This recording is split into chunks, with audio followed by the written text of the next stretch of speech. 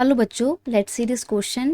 And here this question says 59% of the country's total population who speak Dutch live in dash.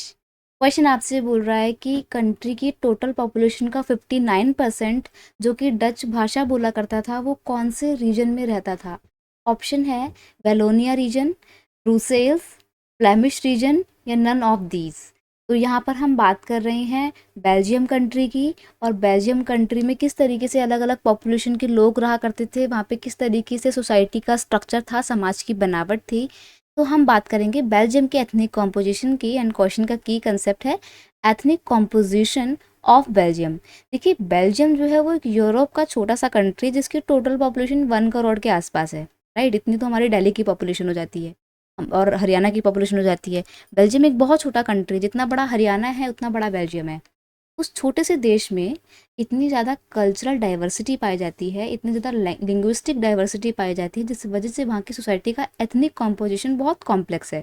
कैसे complex है, देखिए ethnic composition of Belgium is Dutch speaking 59% lives in Flemish reason.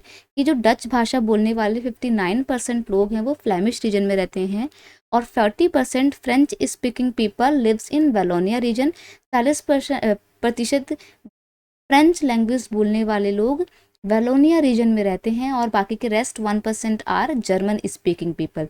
और बाकी के जो 1% लोग हैं वो जर्मन भाषा बोलते हैं और वो भी वेलोनिया रीजन में ही रहते हैं। तो यहाँ पर हमारे को ये समझ में आ रहा है कि दो सोशल ग्रुप मेन है, एक तो डच स्पीकिंग लोगों का और एक फ्रेंच स्पीकर्स का, राइट। अब दोनों में भी देखिए जो डच लोग हैं वो क्योंकि 59% का शेयर रखते हैं टोटल पॉपुलेशन में, इसलिए ये मेजॉरिटी ग्रुप है। और फ्रेंच लोग सिर्फ 40% का शेयर रखते हैं टोटल पॉपुलेशन में और वेलोनिया रीजन में रहते हैं, तो ये माइनॉरिटी ग्रुप हैं, ठीक है। अब यहाँ पर बेल्जियम में इतनी ज़्यादा लिंग्विस्टिक डाइवर्सिटी होने की वजह से French speaking and Dutch speaking community के बीच में डिस्प्यूट शुरू हो जाते हैं, और डिस्प्यूट शुरू होने के पीछे का रीज़न ये होता है कि ये जो माइनॉरिटी ग्रुप है 40% का फ्रेंच लोगों का, ये ज़्यादा वेल्दियर हैं, ज़्यादा पावरफुल हैं, ज़्यादा रिच हैं।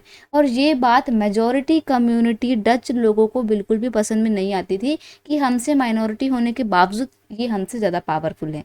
इसी बात पे दोनों कम्युनिटी के बीच में थोड़े से मनमुटाव, थोड़े से कॉन्फ्लिक्ट शुरू हो जाते हैं, जिसको बेल्जियम की गवर्नमेंट बहुत सक्सेसफुली तरीके से, बहुत ही पीसफुल वे में रिजॉल्व करती है इस पूरे डिस्प्यूट को, राइट। तो हमसे यहाँ पे क्वेश्चन में पूछा जा रहा था 59% टोटल पॉपुलेशन डच बोलने वाले लोगों की कहाँ रहती है, तो यहाँ पर हमने जाना कि वो फ्लैमिश रीजन में रहती है, राइट। ऑप्शन आपके कौन कौन से, वेलोनिया रीजन, तो ये तो ऑप्शन नहीं होगा क्योंकि यहाँ पे तो फ्रेंच स्पीकर्स रहते हैं, ठीक है। फ्रेंच स्पीकिंग कम्युनिटी, इसलिए ये ऑप्शन आपका नहीं होगा। हमसे डच स्पीकिंग पूछा है। रही बात ब्रुसेल्स की, तो ब्रुसेल्स में फ्रेंच स्पीकर्स ज़्यादा थे। ब्रुसेल्स में पता है क्या था, जैसे कि पूरी कंट्री में 59% डच थे और 40% फ्रेंच लोग थे, वैसे ही कैपिटल में यहाँ पर अलग सिनेरियो था। कैपिटल में क्या था, ब्रुसेल्स में 80% लोग जो हैं वो कौन से थे, फ्रेंच बोलने वाले थे, ठीक है। और जो बाकी के रेस्ट 20% है वो कौन थे, वो थे आपके, वो तो डच भाषा बोलने वाले।